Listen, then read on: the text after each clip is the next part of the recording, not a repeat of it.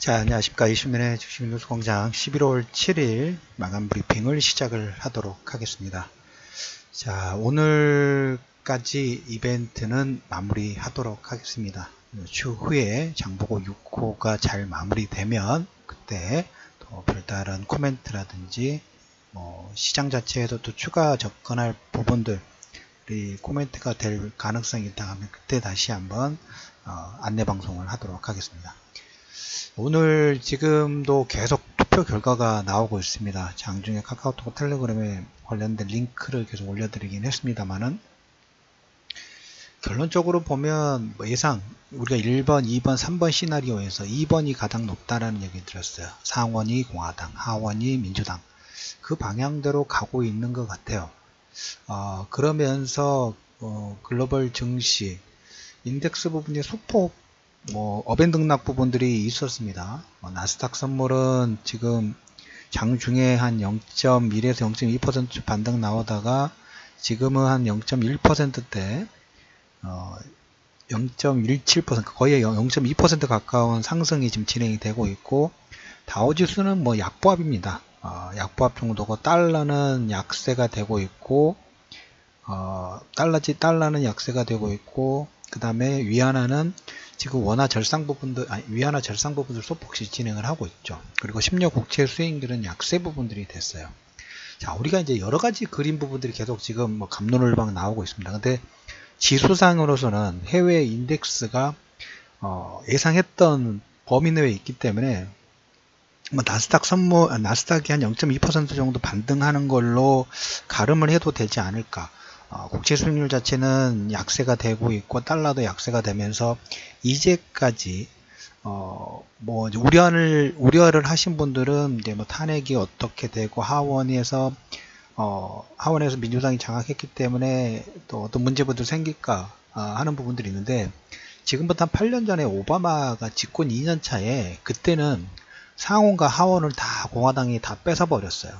그러면서 텃밭을 다 뺏겼던 케이스가 있는데, 지금은 어떻게 보면 지수 자체도 보면 거의 변화가 없죠. 나스닥이 0.2% 정도 반등하는 걸로 보면 현재 선물까지. 그래서 시장 예상, 그리고 어떻게 보면 집권 1기에 트럼프가 일방통행 부분들을 많이 했었죠. 공화당이 상원과 하원 부분을 장악하고 있었기 때문에 일방통행을 했는데, 반대로 민주당이 이제 하원을 장악하면서 이제까지 트럼프가 일반적으로 밀어붙였던 반이민 정책, 특히 그리고 미국과 중국의 무역전쟁 관련된 부분 있죠.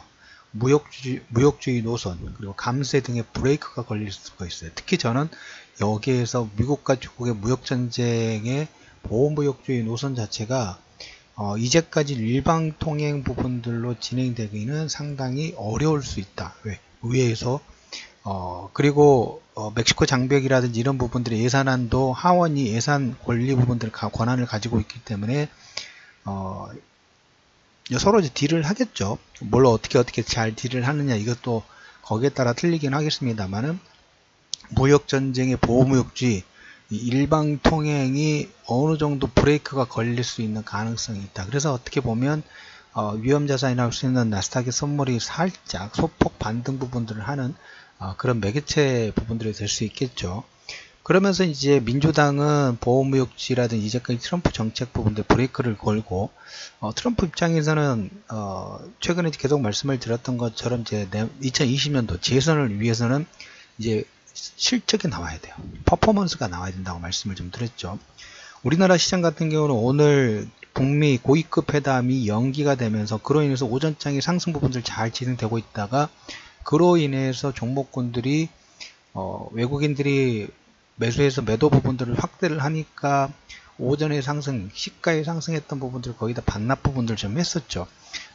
마무리된 건 아니니까 이 상원과 하원, 특히 중간선거로 인해서 이 트럼프의 방향 부분들이 이제 해외 쪽 외교정책 부분들로 이제 3일 후부터 계속 이제 눈을 해외로 돌리기 시작합니다. 11월 11일 날 1차 세계대전 종전 100주년 기념의 프랑스, 그 다음에 이제 이번 달 말에 G20, 시진핑이나 푸틴, 계속 외교적인 정책 드라이버 부분들을 걸 가능성 자체가 크고, 여기에 뭐 남북 경협 관련된 부분도 계속 인발부가 좀 되겠죠. 여기에 플러스 알파 부분들이 진행될 가능성이 높은 게, 조금 전에 남북 경협 관련된 말씀을 좀 드렸던 것처럼 이란의 제재 부분들은 좀 시차를 줄 것 같아요. 가장 먼저 이번 달에 북미 정상회담, 미국과 중국의 이 회담 관련된 부분들이 가장 큰 이슈가 되지 않을까 좀 싶습니다. 오늘 중국이 이방카 딸이죠. 트럼프 딸의 상표권 16건을 예비 승인을 했습니다. 그리고 지금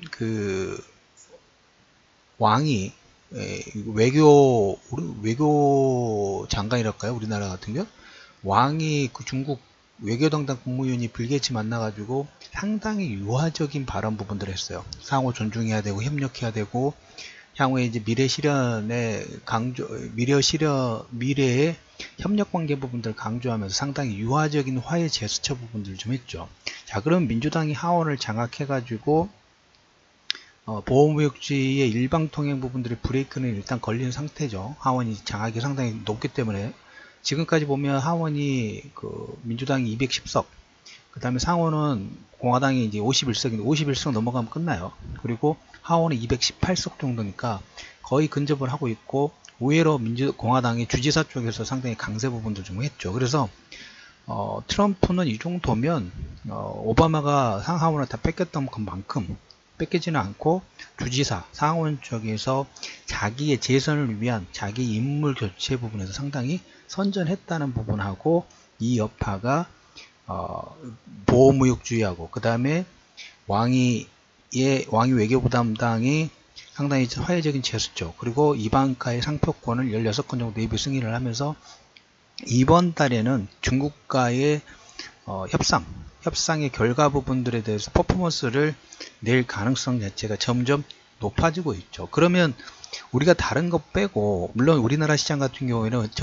고위급 회담이 연기된 걸로 장중 출렁거리 부분들 나왔지만은 중간선거로 인한 글로벌 지표 부분들은 거의 변동사항 부분이 크게 뭐 급락이라든지 이런 변동사항 없이 나스닥이 소폭 반등, 상당히 긍정적으로 보고 있는 거죠. 여기에 이제까지 지수의 하락의 변동성을 만들었던 요건 자체가 무역 분쟁도 상당히 크죠. 그리고 이번 주 FMC가 있기는 합니다만은, 시장의 컨센서스는 그냥 다음 주에 이제 파월 연준 의장의 기자회견이 있으니까 그때 정도 시장에서 한번 체크하지 않을까 싶습니다. 그러면 이제 시장의 모든 포커스 부분들은 미국과 중국 무역 분쟁, 논쟁의 어떤 화해 제스처를 서로 하나하나씩 벌이고 있는데, 여기에서 결과물 부분들이 며칠 전에 말씀 것처럼 이번 주나 10일 내에 작은 화해 가능성 부분들이 있다고 말씀을 했었죠. 그런 코멘트가 나왔다고 말씀을 드렸는데, 하락을 만든 요건 자체가 무역 논쟁이기 때문에 다시 반등을 만들 요건 자체도 화해 제스처와 그 화해에 따른 어떤 결과물이 나온다 하면 반등의 요건 부분들은 계속 유지가 될 수 있다 라는 코멘트를 좀 드려보도록 하겠습니다. 자, 오늘 11월 7일입니다. 중간선거로 인한 해외 지수의 인덱스 부분들은 크게 변동사항이 없다. 위기사항 부분들은 아니다. 시장에서 상당히 우려하는 부분들인데, 우리가 예상 시나리오의 두 번째 에 해당된다라는 얘기를 좀 드려보면서 금일까지 이벤트 부분들을 마무리하도록 하겠고, 11월 7일 이슈면의 주식 뉴스공장, 이 한마디로 오늘 좀 마무리 좀 해볼까 합니다. 북미 고위급 회담이 연기되기는 했습니다만은 중국이 이방카의 중국 내 상표권을 16건 예비 승인을 했다라는 부분들을 코멘트를 드리면서 마감 브리핑을 마무리하도록 하겠습니다.